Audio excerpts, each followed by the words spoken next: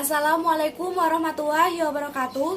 Saya Nanda Aprila Pratiwi, NPM 720212966, kelas perpajakan C. Di sini saya akan meresum materi yaitu perhitungan PPh pasal 21 untuk pegawai tidak tetap atau tenaga kerja lepas. Pegawai tidak tetap atau tenaga kerja lepas. Menurut Peraturan Direktur Jenderal Pajak Nomor Per-16 PJ 2016 adalah pegawai yang hanya menerima penghasilan apabila pegawai yang bersangkutan bekerja berdasarkan jumlah hari bekerja, jumlah unit hasil pekerjaan yang dihasilkan, atau penyelesaian suatu jenis pekerjaan yang diminta oleh pemberi kerja. Penghasilan pegawai tidak tetap atau tenaga kerja lepas ini terdapat dua jenis cara pembayaran. Yang pertama dibayar secara bulanan, yang kedua dibayar tidak secara bulanan. Yang pertama yaitu pegawai tidak tetap atau tenaga kerja lepas, pemegang dan calon pegawai yang menerima upah yang dibayarkan secara bulanan. A. PPh pasal 21 dihitung dengan menerapkan tarif pasal 17 ayat 1 huruf A Undang-Undang PPh atas jumlah upah bruto yang disetahunkan setelah dikurangi PTKP. Dan PPh pasal 21 yang harus dipotong adalah sebesar PPh pasal 21 hasil perhitungan tersebut dibagi 2. B. Berlaku untuk upah harian atau satuan atau borongan atau honorium yang diterima tenaga harian lepas tetapi dibayarkan secara bulanan.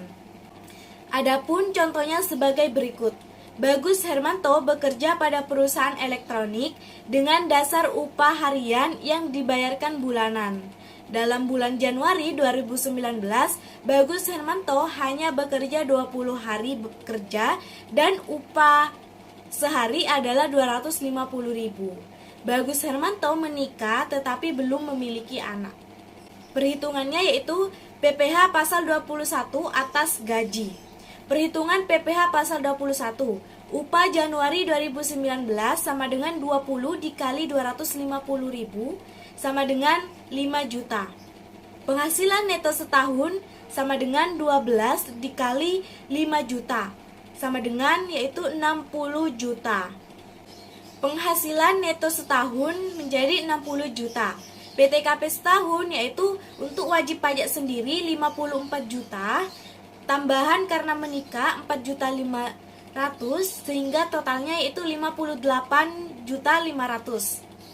Penghasilan kena pajak 1.500.000. Kemudian PPh pasal 21 setahun adalah sebesar 5% dikali 1.500.000 sehingga hasilnya 75.000. PPh pasal 21 sebulan adalah sebesar 75.000 dibagi 12 yaitu 6.250. Yang pertama, pegawai tidak tetap atau tenaga kerja lepas, pemegang dan calon pegawai yang menerima upah yang dibayarkan tidak secara bulanan. Kedua, tentukan jumlah upah atau uang saku harian atau rata-rata upah atau uang saku yang diterima atau diperoleh dalam sehari.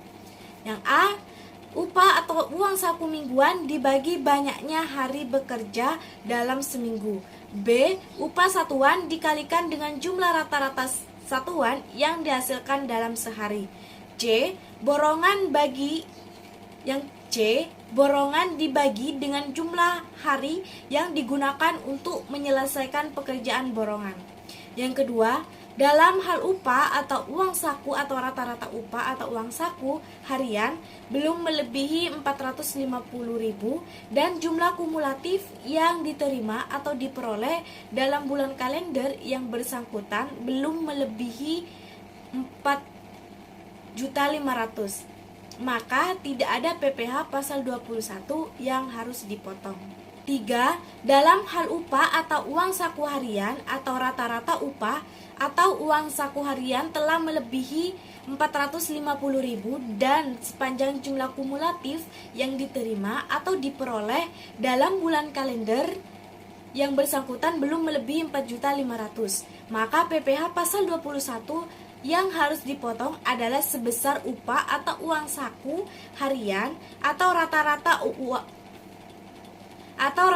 upah atau uang saku harian setelah dikurangi 450.000 dikalikan 5%.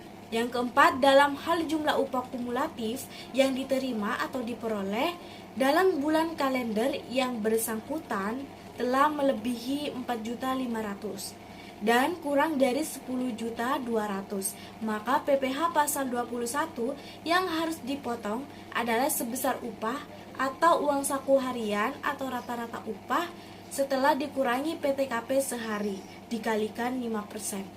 Yang kelima, dalam hal jumlah upah kumulatif yang diterima atau diperoleh dalam satu bulan kalender telah melebihi 10.200.000, maka PPh pasal 21 dihitung dengan menerapkan tarif pasal 17 ayat 1 huruf A UU PPh.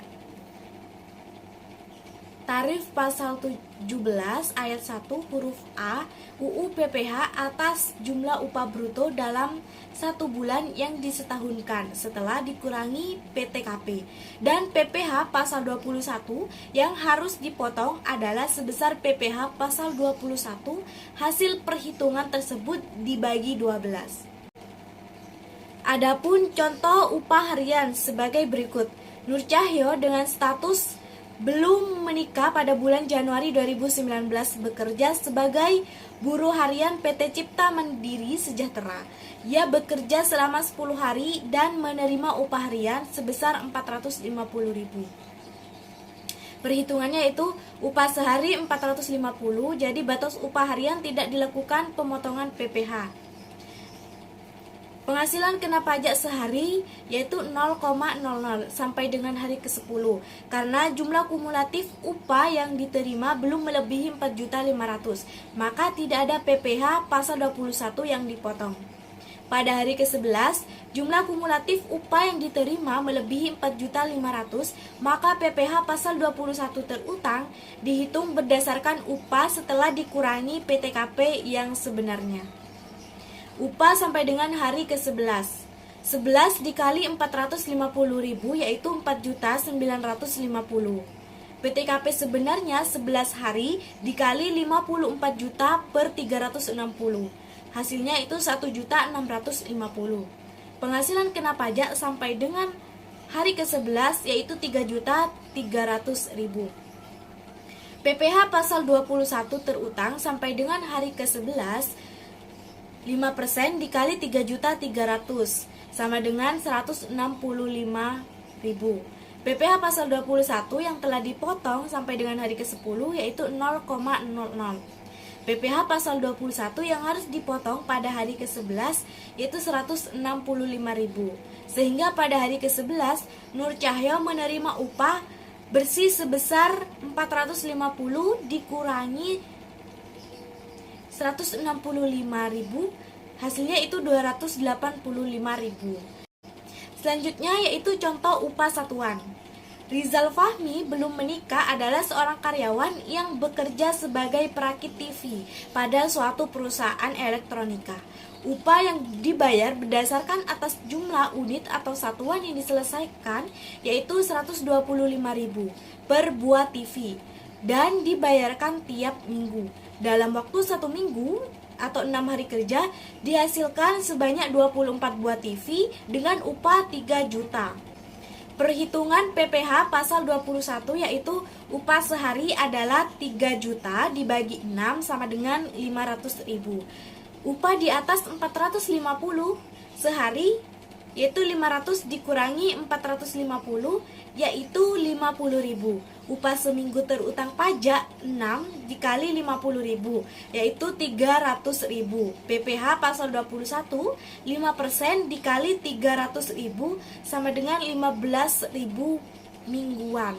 Selanjutnya yaitu contoh pada upah borongan. Contohnya sebagai berikut. Mawan mengerjakan dekorasi sebuah rumah dengan upah borongan sebesar 950.000. Pekerjaan diselesaikan dalam 2 hari. Contoh perhitungannya sebagai berikut. Upah borongan sehari 950 950 dibagi 2 sama dengan 475.000. Upah sehari di atas 450.000, sehingga 475.000 dikurangi 450.000 yaitu 25.000. Upah borongan terutang pajak yaitu 2 dikali 25.000 yaitu 50.000.